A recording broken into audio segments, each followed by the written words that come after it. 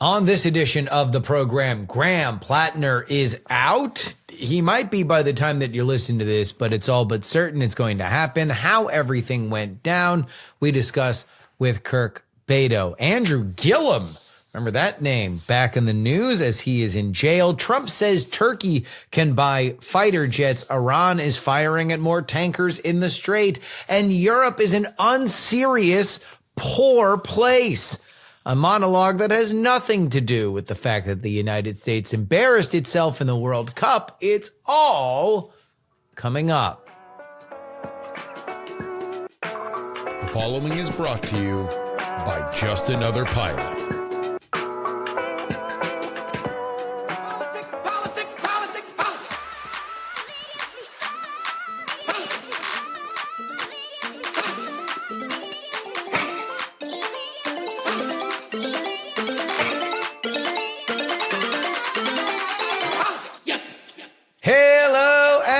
Welcome, everybody, to the Politics program for July the 8th, 2026.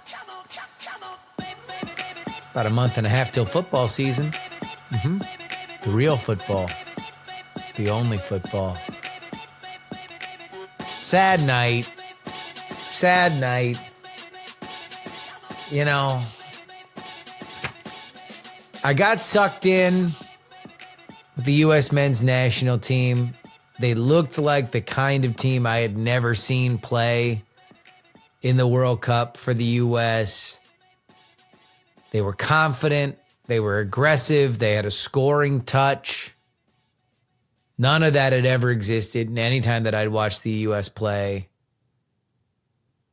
And then when it came down to the round of 16, which has always been the hurdle, the unstoppable wall for the United States, you know, it's just a crumbling like a coffee cake. Ugh. Belgium hangs 4 on us. They had to scrape and claw. I mean, they got a crazy penalty kick against Senegal that allowed them to stay in that game. But all 4 of the goals from Belgium, well, 3 for sure, but I would say all 4, were caused by pretty inexcusable breakdowns. Not even really in like defense per se, although that was certainly a part of it. But even like initial defensive plays were made and it was just following up on it. A lot of nerves. You think that the U.S. is going to have a chance to come back in the second half. It's 2-1. Crowd's going nuts. Some changes by Pochettino put the U.S. back where it belongs, at least when they are winning games, on offense. And then one of the most bizarre, awful plays from our goaltender just knocks everything off. Christian Pulisic. You know, we did a major corruption so Balogun can play and nobody can feed him the ball. Anyway, that has nothing to do with the fact that I'm about to go on a gigantic monologue about how Europe is poor. The big news is that Graham Platner's career seems to be over after a drip that included some very, very colorful information, including his edgelord Reddit commentary, his consistent topic about rape, his parade of ex-girlfriends who did not have anything nice to say about him, and old campaign staff, which isn't really old when you've only been in politics for less than a year, that explained he was problematic, finally came to a crescendo on Monday as Politico released an article that followed up on some of the reporting that the New York Times did, where a ex of Graham Platner alleged sexual assault, saying that Platner came into her house uninvited, had sex with her against her will,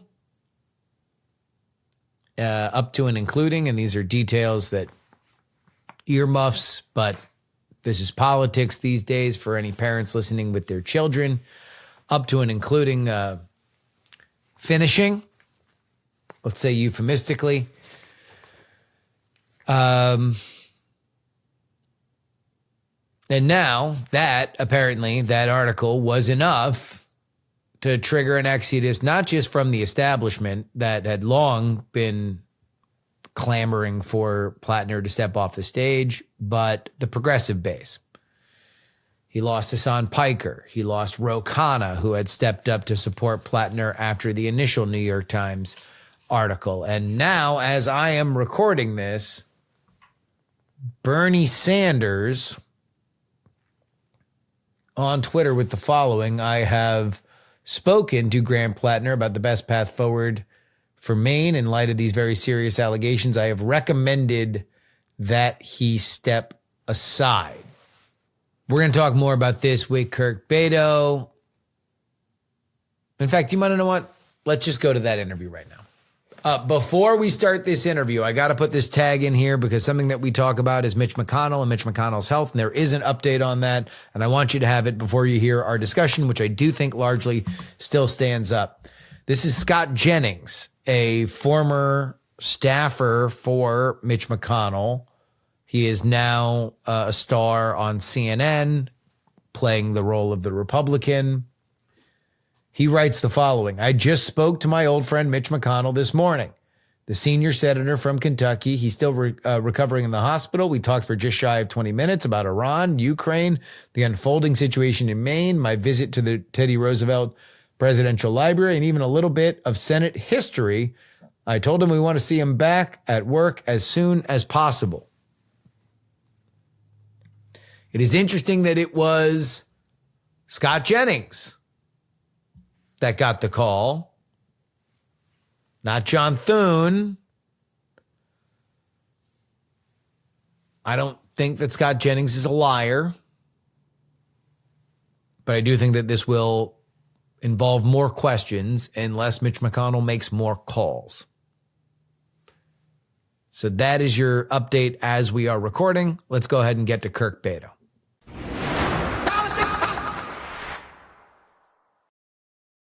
We're on Graham Platner watch. We are recording this at 11 a.m.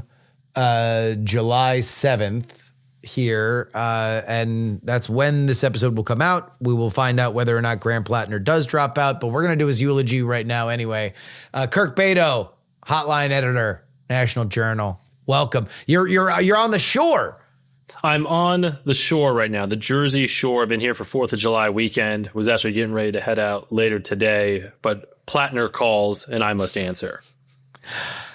Why this?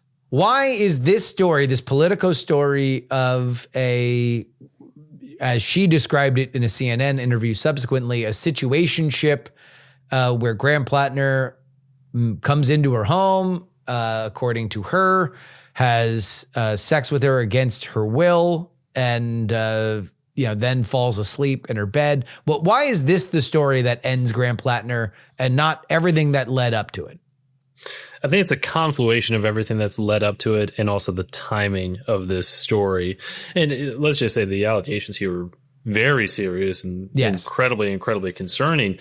But when you look at it all together, the Nazi tattoo, the other stories about his treatment of women, the digital footprint that he has where he's apparently like fantasized about raping a home intruder, but not in a sexual way, but more in a dominant Put a pin in that, because I have some questions about that New York Times article from where it came, but go ahead. Oh, I'm very curious about what you have to say here. But I think it's the confluation of all of this that the Democrats were looking for an excuse to get off this train before the withdrawal deadline in a week from today.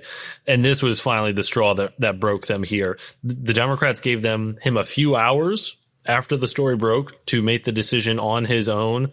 And then not only did the dam break, but the town is flooded now. Everything's devastated. S&P is pulling its support. DSCC is pulling its support. Yep.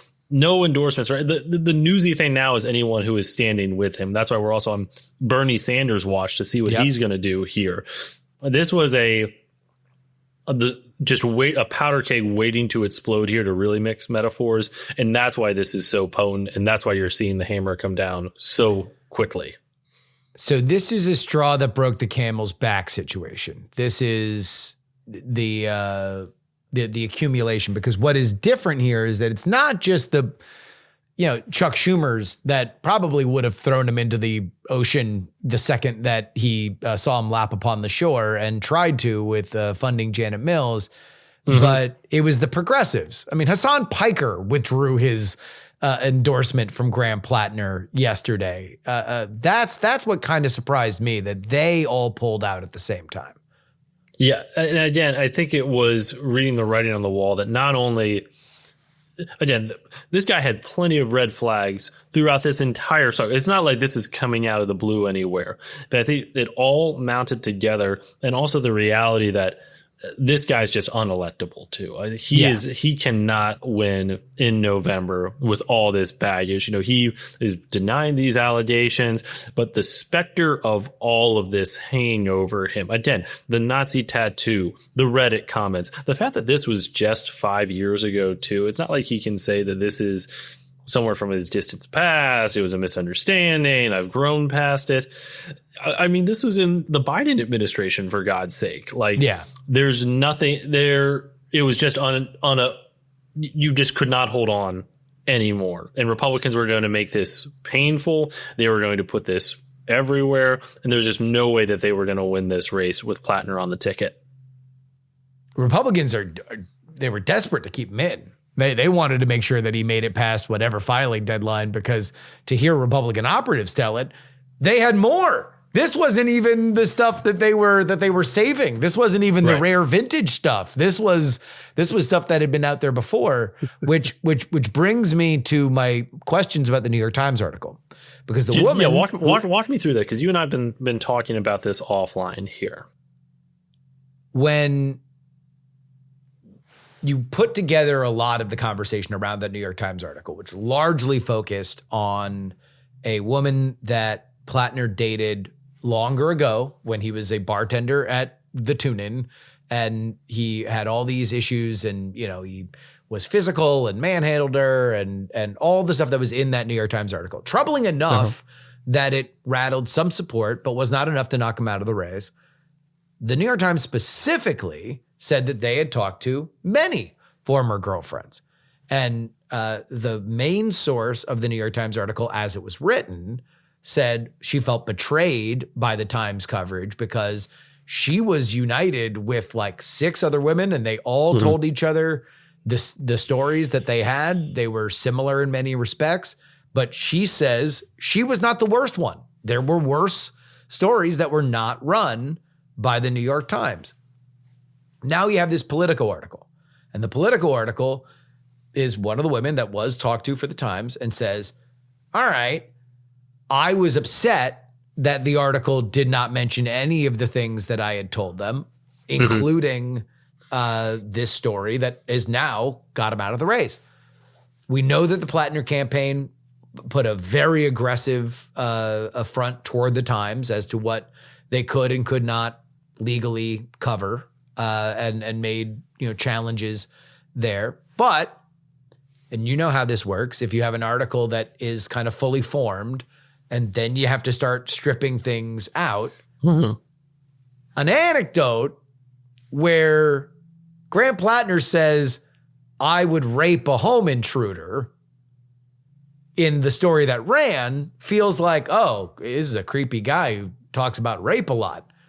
But if it were in a version of the story where the story that ran in Politico is also in it, now it's a different context. Now it makes more sense that you would run that anecdote, because Grant Platner was a home intruder who allegedly raped somebody. So like, I wonder what that editorial process is. I would love for the ombudsman of the New York Times to interview any and everyone that they possibly can up and down that editorial chain to find out how that article went through its reporting process, what the drafts look like, what the Platner campaign was challenging them on in pre-publishing, and what wound up publishing. I would just love to know that story. So do you think they included that anecdote in there because for some reason they couldn't nail down this story?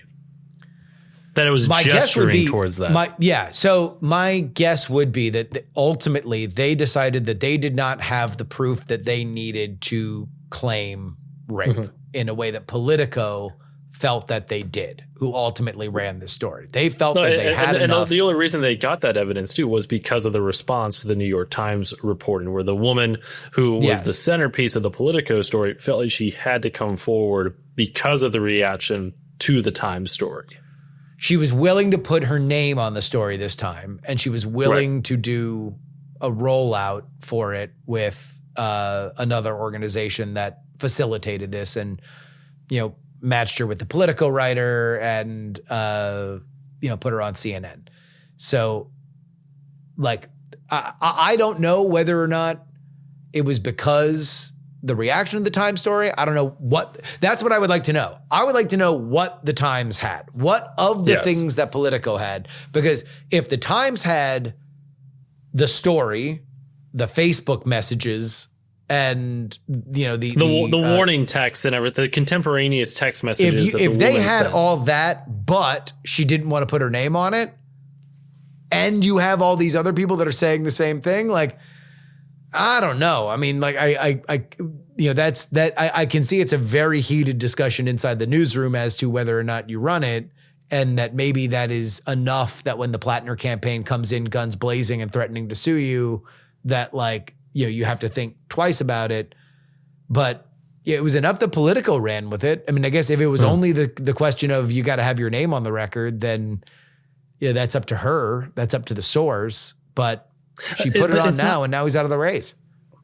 And it's not like the Times in the past hasn't run anonymous accusations about something like this. Maybe because it was just one person coming, or again, we don't know exactly what's going on here, but it's one person who had this very specific experience here. And that's why they felt like they couldn't report this out, that it didn't meet their standards. But then she went to Politico or another organization and said she was going to put her name on it. Maybe. I'm just not sure. I'm not sure, but it does raise a lot of questions about how intimately involved the Times was with this reporting. I would just love, kids in a bygone era, there was a thing called an ombudsman, and what they would do is investigate how stories were written and try to prove to the public, to build trust, what the reporting process was. If there was ever a moment, maybe I should write the ombudsman. Go and I don't even know if they have one currently. So this is breaking here at least 27 minutes ago. Zohran Mamdani calling for Graham Platner to drop out of the race. So the bells are a ringing in the progressive sphere that Graham Platner has no friends here. I think the biggest shoe that we're waiting to drop right now, besides Platner actually coming out after his video yesterday where he said he was taking time to reflect on the future. Taking the time to think through the appropriate steps of this race. Correct. I mean, that sounds like someone who's going to drop out. The only other one that we're waiting on now is really Bernie Sanders, who has been one of his biggest and earliest champions. If Sanders comes out, I don't think there's any way that he can continue. I don't think he can continue right now. But Sanders is kind of the final shoe left to drop here, wouldn't you say? He is, and he's loath to do these things. He does not like to be forced into something. So right. I would imagine that if Bernie Sanders' team, it would not take him rescinding his endorsement. It would take his team calling Platner's team and saying, guys, it's over. Like if you don't, we will. And then he takes the time to do that.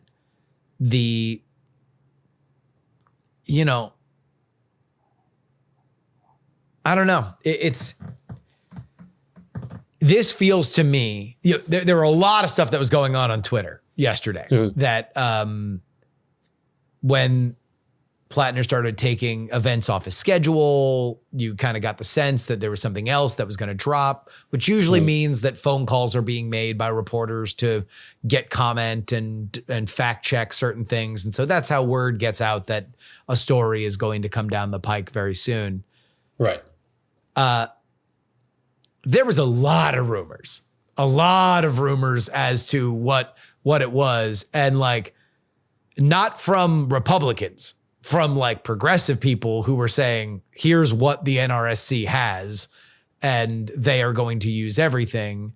Stuff about his military service, disgusting things about his military service, questions more. What I thought was always going to be the big bomb, which is something to do with his kick.com account, that he wasn't on there to, send stickers back and forth. Like he was there to hook up with people. And when you are doing that, you are sending messages that you would probably not want aired during a Senate campaign. You don't want those played out on the Portland or Bangor TV stations. Let's just say that. Well, and I think, let's just pause here for a second. We're talking about what all this could have been. The fact that you and I yesterday were going back and forth trading rumors about what this might have been is kind of a damning indictment on the state of this campaign and who he is as a candidate. That this brewing story could have been any number of wild things. It's almost like we're in the Tyson zone right now, like Mike Tyson, where you could tell me any story about Mike Tyson and I would believe it. If you tell me any scandal about Graham Platner, I probably would believe it at this point. Well, and I know that progressives were on me for haranguing this over and over again about where he was potentially. But when you concede all these things down the line, like I had a tattoo that was a Nazi symbol, but I didn't know it was a Nazi symbol, despite the fact that there are multiple people that are saying, no, he told me what a Totenkopf was. So there's zero chance that he didn't know exactly what it was.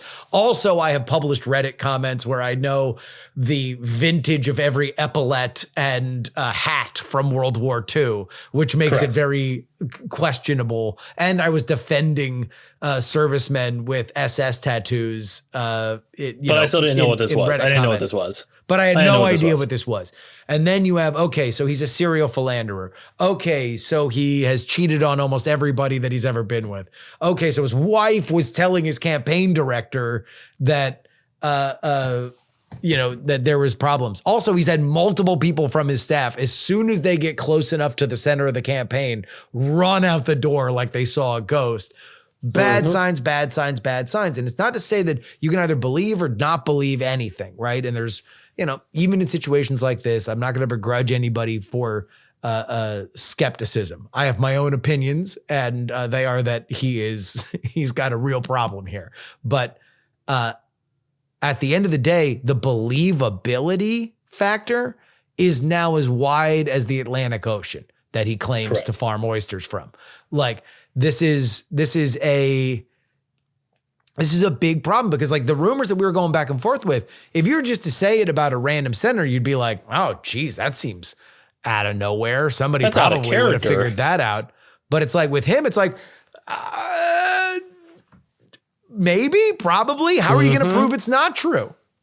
Yeah, he's lost any sort of expectation of reasonable doubt here. Yeah. Again, and I think it's the big crisis here is obviously his alleged sexual assault. The secondary crisis, the one that we care about more in the political space, at least, is his credibility is completely shot. Because after every one of these past scandals that you're going through here right now, he has said that nothing more is coming out. This is a tax. No more skeletons. No more skeletons. He told senators that to their faces after he got the nomination and came down to D.C. here. So I can excuse them for being extra peeved right now that this has come out and they have put their name to him because they believed him. I was thinking about this morning too, as we were getting ready to do this obituary for his campaign. There's a phrase that, success has many fathers, failure is an orphan here. Yep. This failure has a lot of fathers here. Oh, it's the Democratic Party establishment for not putting up enough fight to stop him from winning the nomination outright. It's the progressive voters who became his most fervent base to overlooking all these red flags throughout this entire campaign cycle. And it's his consultants at Fight Agency who didn't do a thorough enough job vetting him before goading him into this race and propping him up this entire time. I mean, it's a whole multi-tiered failure cake here that Democrats are going to have to eat if they want any chance of flipping the Senate. Every path to the Senate majority runs through Maine. And as we sit here right now, if Platner's still on the ballot, that's not happening. Let's replace Platner with somebody. On one hand, you make the argument politically that Graham Platner can't win because he's poisoned with women. He's poisoned with independents. Susan Collins is a known commodity. Whether or not the winds politically are blowing at her back or in her face, she always overperforms her polls for like the oldest school of reasons. Like she can go to everybody in Maine who knows somebody that has Susan Collins has gotten them money. Like that is what happens when you are in her position. And that's why she continues to win these races against all odds. But at the same time, let's get somebody that gets a fresh case to make with some of the constituents that Graham Platner alienated. Do you get that progressive high? Because even when Zoran and Hassan and all these kind of glittering stars on the progressive left are saying, get out, get out, get out, are those main progressives that really believed in him, are they going to be excited? Are they excitable? I think this is going to be a long reconciliation process right now. With whoever they pick to replace him, there is going to be a lot of hurt feelings here. This is going to make the Joe Biden switch out 2 years ago look like a cakewalk here. There is going to be a lot of hurt feelings here. And there are rumors that there's going to be a mini convention. And that is going to be a mess, especially with the reporting out of the New York Times yesterday that his withdrawal from the race is contingent on the potential successor sharing his values and sharing his goals. Yeah. I mean, buddy, you don't have the leverage here. You know, to quote Trump and Zelensky, you don't have the cards. You do not have the cards here right now, because if you stay in this race, it's going to be 4 months of pain here to you, to your family, and it is not going to be good at all.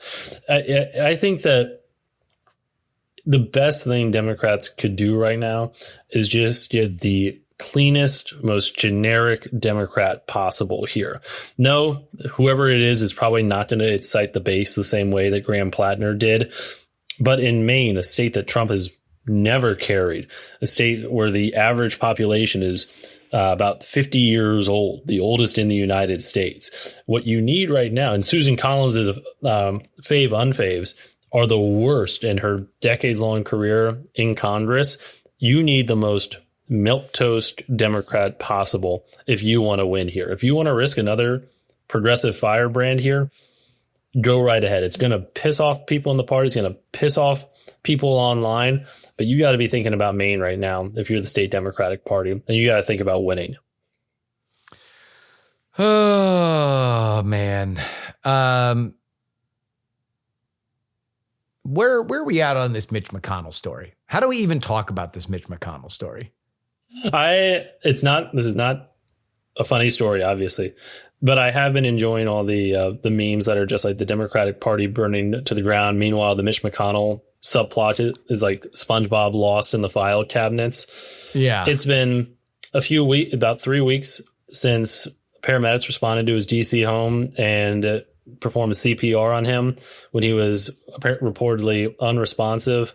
His office has been stonewalling left and right about his condition. It's just that he is hospitalized and continuing to recover. This has all the hallmarks of a Friday press release or something like that he has passed away. I mean, I think it was going around yesterday that The Hill accidentally published their retrospective on his career. Can I just ask, what the hell is going on with DC CMS? Because, like, you know, we had the Nina Totenberg thing where we have to pretend that she's a gossip columnist now because she fat fingered her Alito retirement.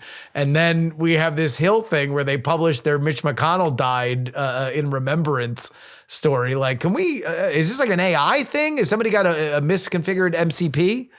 I think the problem is that these robots in newsrooms have just not gotten. We're losing the layers of protection. And look, it's intern season in DC too. There's a lot of inexperienced people run the ones and twos right now. But it is funny that like less than a week later, you had that just real unfortunate incident. You know, you and I are both in publishing here, and when we saw that, I know I was just cringing so hard and felt so bad. I was like, oh man.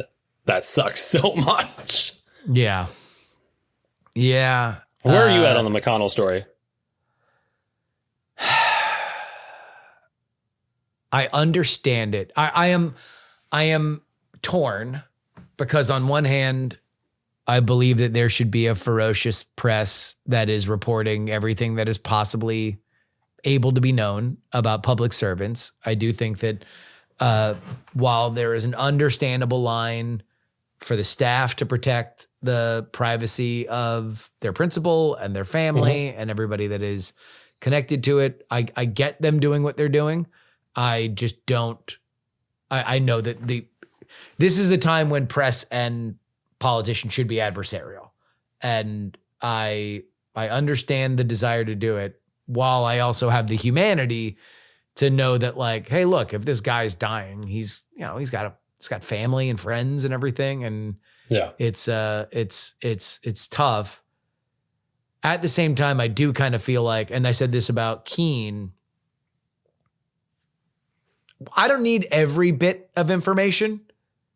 I need, and I'm going to use something that doesn't sound serious, but we can find a middle ground to make it serious. I need like a football injury designation. Like I need like he is in the hospital. He is in serious condition, or like he is one of those, a condition. I would just like to know what condition is Mitch McConnell in? Is he in critical condition? You don't want is he in serious condition? Questionable on the IR. Yeah. Well, I mean, again, it's like, I don't need to know everything. I need to know something. And that's where I think, we were going back and forth about how frustrated we were with the Supreme Court, Nina Totenberg situation, because like people who cover the Supreme Court are basically appendages of the court. Like they're stenographers. Yes. And that's fine. Not everything needs an incredibly acidic press content to it. That being said, every once in a while, you got to put on your big boy pants and you got to report something that's uncomfortable. And yes, retirements and stuff like that, they matter a lot. The timing of them matters a lot. But with the Senate, it's like, I don't know. Sometimes you do need to get in there and just get something. And maybe we're at a point right now where the McConnell office is like, hey, we have to say something, because the rumors that are out there, Laura Loomer's saying phrases like brain dead. Like, you don't think that gets out to the public? You're going to have to say something. Correct. And look, I would appreciate any sort of sign of life right now. It's him maybe sitting up in the hospital bed, talking to his wife, perhaps, or something like that. But we're not. I mean, that would stop the story in its tracks. If you had a picture of him talking to somebody, like, hell, if he just made a phone call to somebody, if John Thune said, I just spoke with Mitch McConnell, he's in good spirits, he's obviously recovering. Yeah. That would probably quill the story. But we've got nothing. You have people like Mike Lee saying, we have not commented, we as in the Republican senators haven't commented on this because we don't know anything. We've not gotten any communication at all. And this is how McConnell's treated all of his health concerns over the last few years. And if this is the end here, there's no reason for me to think that it's going to be any different. We'll get some sort of press release update if the situation changes. It will be handled on his terms. For better or worse. Yeah. Yeah. All right, Kirk, thank you so much for doing this on your vacation down to the Jersey Shore. What part of the shore do you frequent? By the way, our guest on Friday, Julie Grace Brufke, we recorded this right before I recorded with you for our Tuesday episode. You guys are literally right up the shore from each other. We're literally about a 15-minute drive from each other, and we found that out while we were texting about the Platner story earlier this week. So really funny. But I'm right down at Ocean City, New Jersey. It's been a great time. We got up here on the 4th, and we've been having a really fun time. A lot of subs, a lot of hoagies. It's been great. You'll love to see it. Mr. Kirk Bado, thank you so much for joining us. Justin, thank you, sir.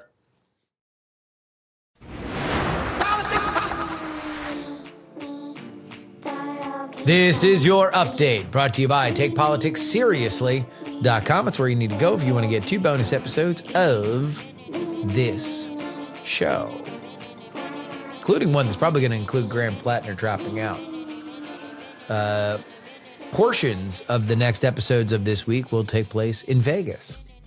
So if you want to see me broadcasting from a Vegas hotel room, then now's the time. And by the way, anybody at Freedom Fest, come say hello. I'll be at Freedom Fest.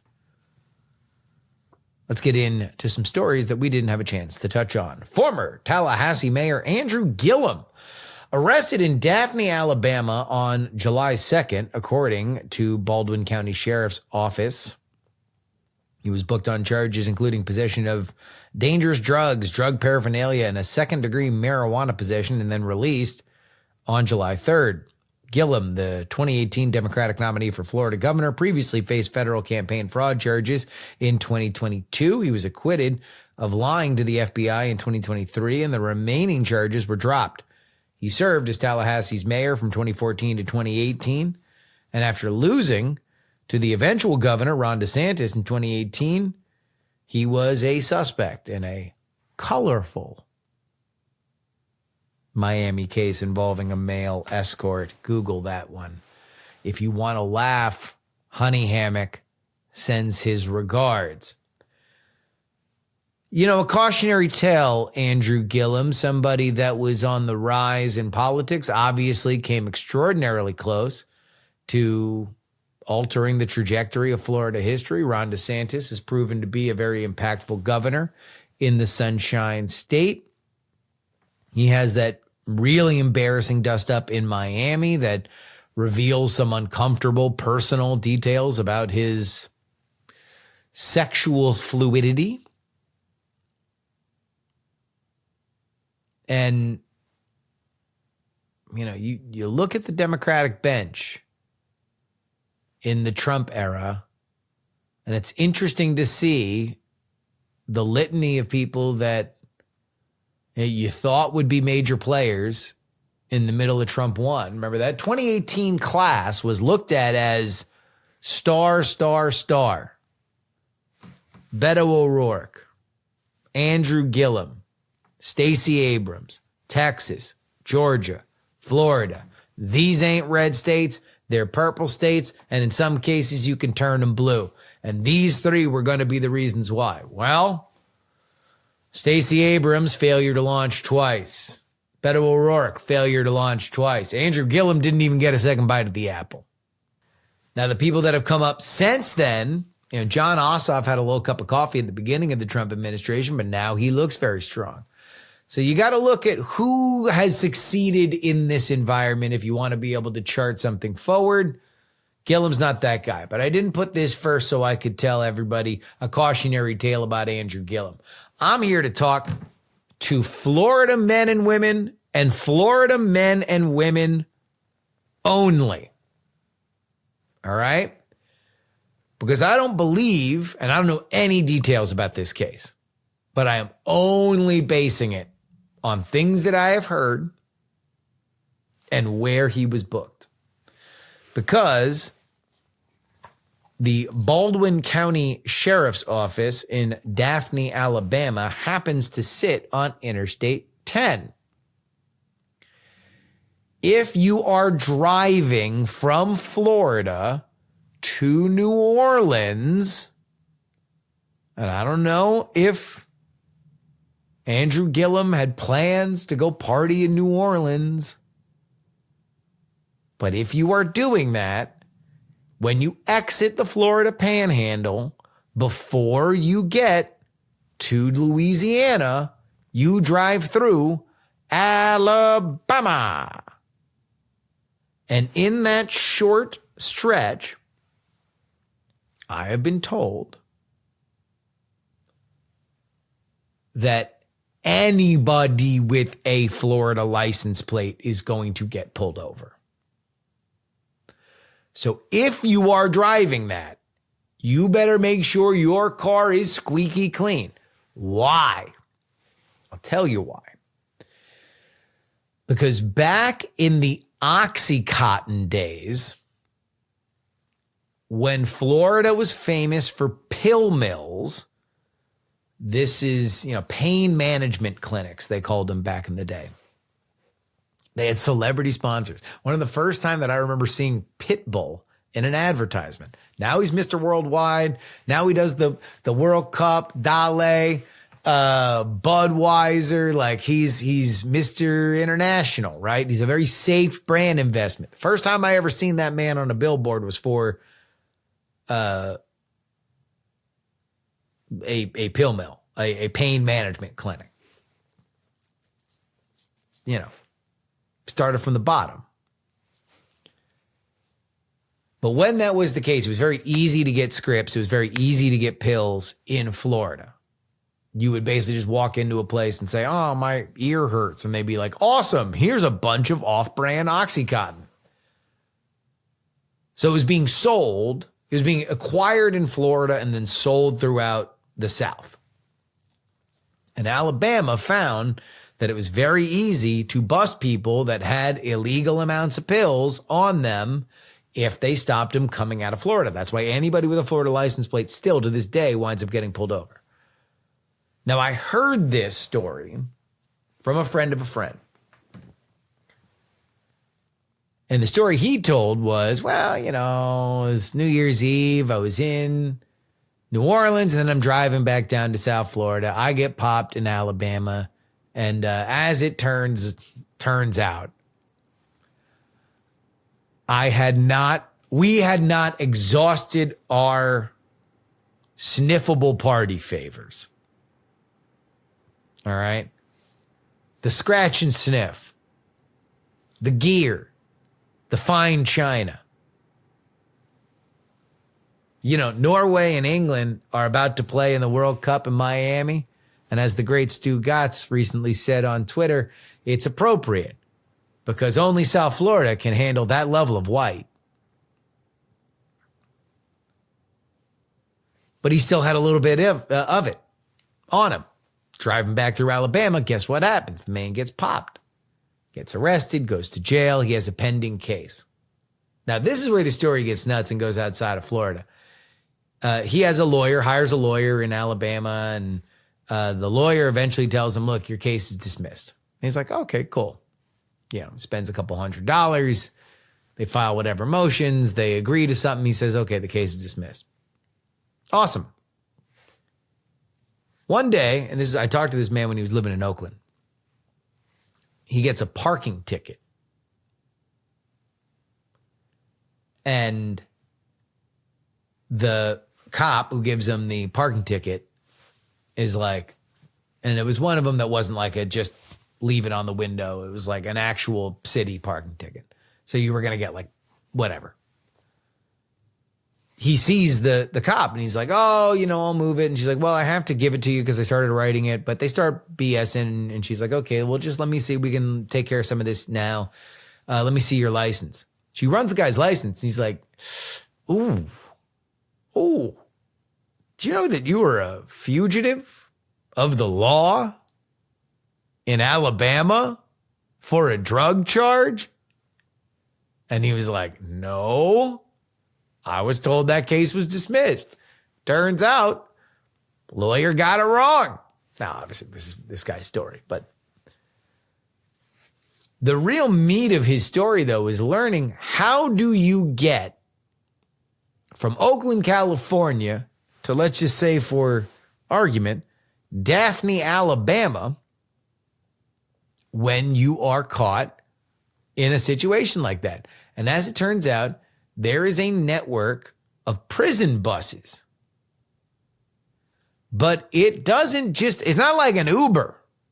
You don't just go from point A to point B. No. You slowly go in a general direction from the prison bus's perspective as to where they can drop off the next passengers or pick up the next passengers. He told me he was in a bus for 3 weeks before he gets back down to Alabama, serves his time, and then comes back. The lesson that I would again like to impart to Florida men and women is if you are driving to New Orleans or anywhere through Alabama, friends, make sure that that car is squeaky clean, because even Andrew Gillum got. Not that that's a high bar. He doesn't seem like the most detail-oriented guy, and it seems like he has a bit of a drug problem. Let's get into international news.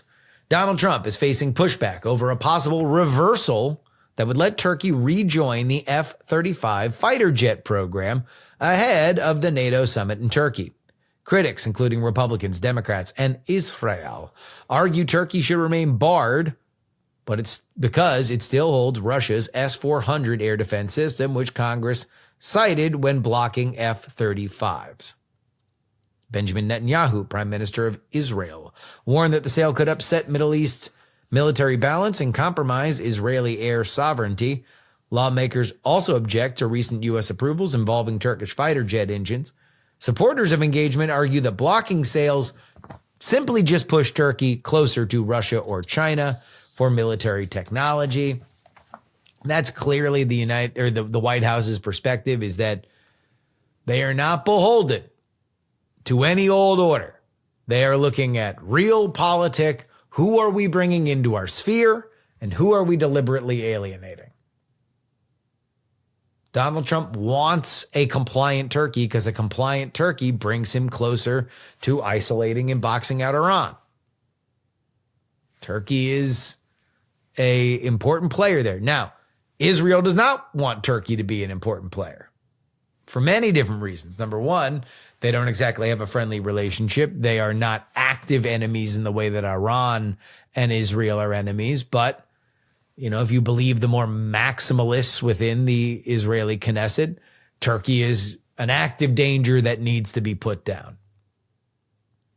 I don't think that's the mainstream, but still, it's said. You can't deny that it's said. Donald Trump does not care. The number, 1 and 2 issues that he wants is, are you further away from China after I talk to you? And are you further away from Iran?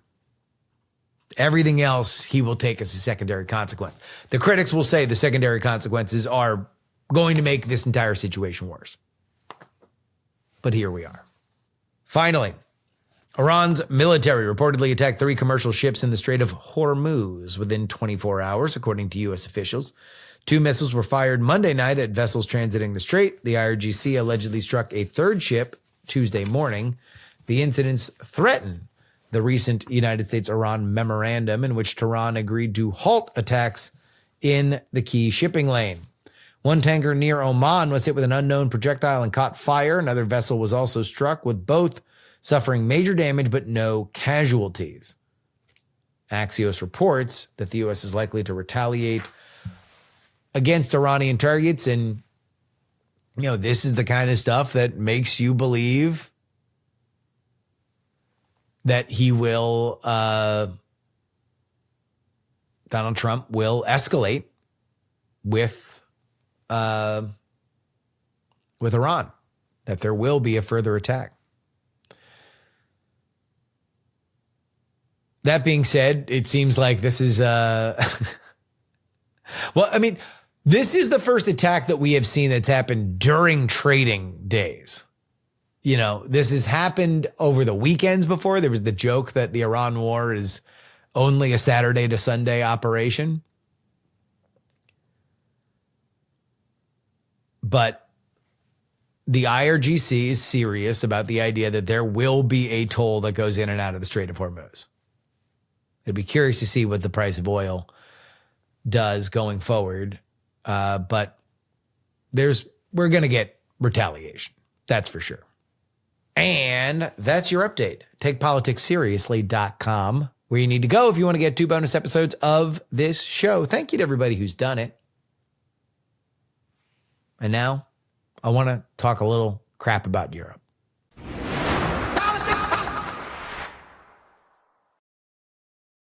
New article from the Wall Street Journal on Monday. There's no going back. The inside story of Europe's rupture with America. It is essentially a burn book for European leaders and their staffers to dump on the White House and talk about how erratic and ridiculous they're being, specifically relative to Donald Trump's demands that NATO put either 3.5% or 5% of their budgets into the North Atlantic Treaty Organization. In it, though, it is a thing that's mentioned a lot when it comes to Europe's frustrations with the Trump administration. The idea that there is a decoupling, a de-Americanization of the continent. We don't need you anymore. If you're going to ask us to pay money, if you're not going to support us in the way that we believe, if you are going to outright threaten to annex Greenland, then you are not a serious ally. You are somebody that needs to be managed at best and excised at worst. And Trump is Trump. I don't blame any of these leaders for being frustrated because their citizens hate the guy and they have to deal with him. Donald Trump is many things, but a weepy internationalist discussing the good old days of defeating the commies is not something that he is. He has come of age in an era beyond that, and he does not see the world in those kinds of ways. He is not Joe Biden. Joe Biden was somebody that loved talking about the strong bond across the Atlantic between Europe and America, forged in blood and mud from World War II to the Cold War, beating down the Russian bear together. That's what this relationship is. Trump's not like that. He's never going to be that. He looks at everybody as a transactional business deal. What are you doing for me? What am I doing for you? I don't mind doing something for you if you're doing something for me.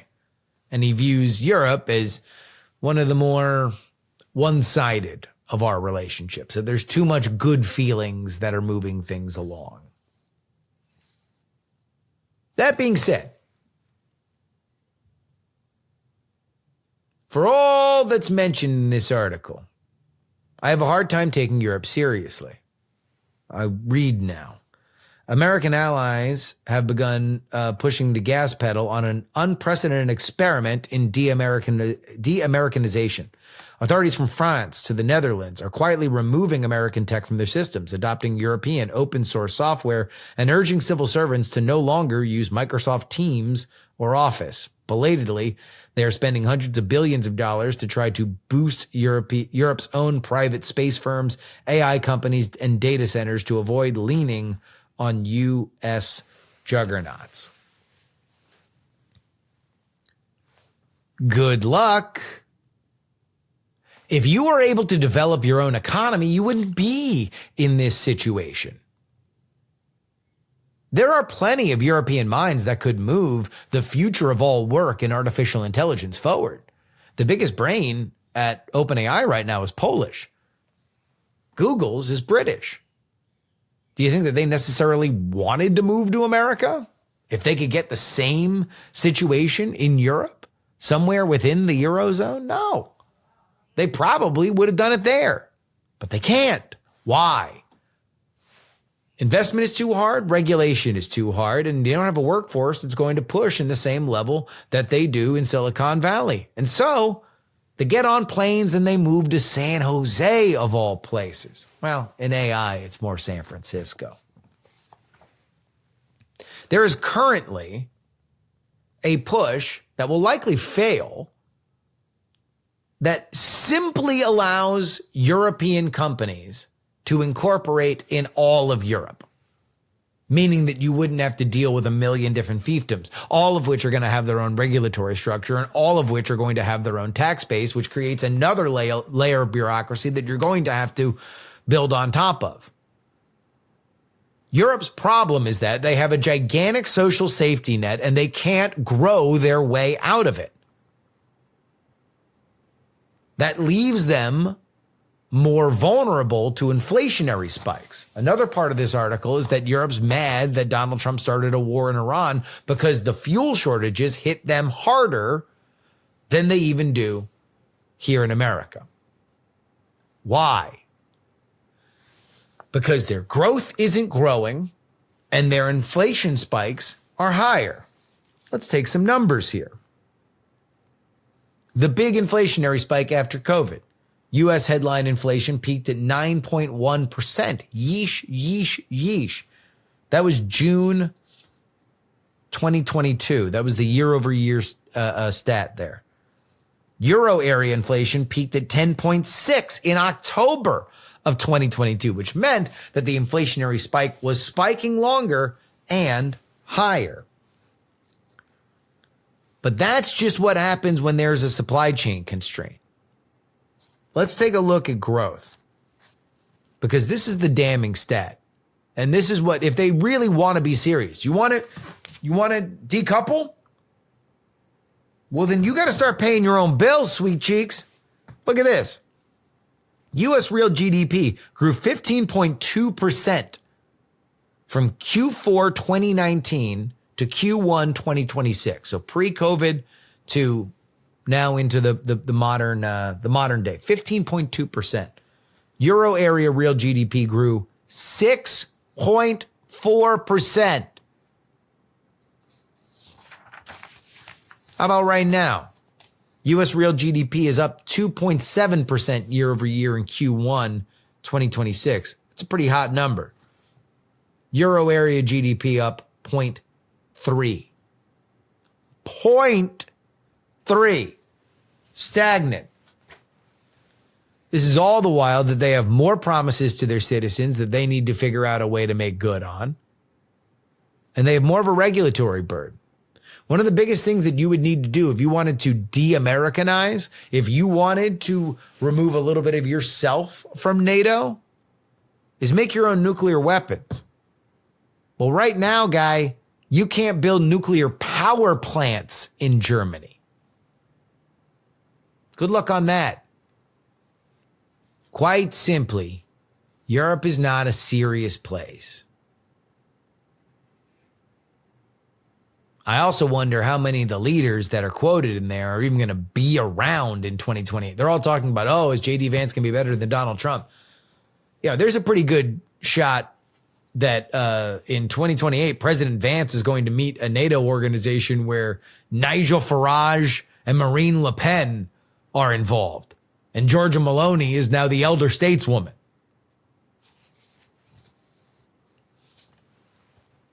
Unfortunately for Europe, they have a binary choice. They need a sugar daddy. And either it's going to be us or China. Although looking at some of China's economic data over the last 24 hours, they might not be in the Belt and Road mood over the next over the next decade. Things are a little dire over there. But even if we're going to assume that both of these are equal choices, there's only one of them that has a history of European descent, and it's us. It's your boys. So I understand that the White House is frustrating. I understand that Donald Trump is not the kind of American president that you have come to know and love. But he's the best you got.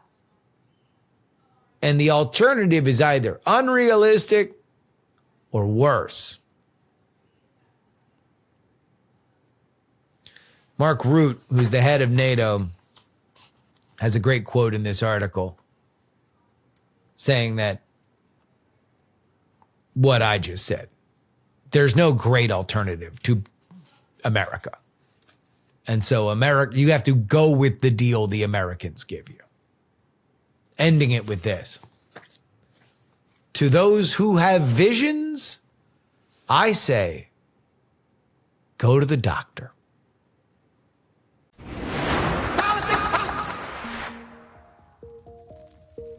And that'll wrap it up for us today. Politics, written and hosted by me, Justin Robert Young, for Dog and Pony Show Audio in Austin, Texas. Thank you to Kirk Bado for coming on the show. Our producer is Will Saddleberg. Send me an email, theyoungamerican@gmail.com. Find, follow, and share video clips of the show. TikTok, Justin R. Young. Instagram, Justin R. Young. Twitter, Justin R. Young. YouTube is Politics. Get us on Substack. That's where you can subscribe to the show. TakePoliticsSeriously.com. Easiest way. Lock it in for a year. $99 from now until next year. We'll be into the middle of the or at the beginning, we'll be in the thick of the 2028 race by then. But the only way you get your name right on the show is by heading on over to TakePoliticsSeriously.com and signing up at our foundational tier, including these names: Sonny Black, L3PO, Peepaw, Scott, Middle-Aged Mike, Tom, Sarah Jeannie, Jeremy, Pro Idiot, Chiller Tomatoes, Neil, Casey, oh yeah, it's Adam, AB Puppy, Dr. Whiskey, Fat Tony's PJs from New York, Will, The Borge B, Michael, Matt, TP4 Bongo, Andrew, Edwin, Sam, Andrew, Phil, Edison, Paul, Gloria Young, my mother, a dog named Truckers, Jerry, Trucker, John, Berkeley, Steven, and Zombie Doc. You want your name read on the show? Only one place to do it. TakePoliticsSeriously.com. Julie Grace Ruffke of Sources Say. She is joining us on the show on Friday. We got some gossip to discuss. Fun stuff. Till next time. This is your old pal, Justin Robert Young, saying some shows talk about politics. Others talk about politics. Still more discuss politics. But this is the only show that has the guts to cover all three. Diamond Club hopes you have enjoyed this program. Dog and Pony Show Audio.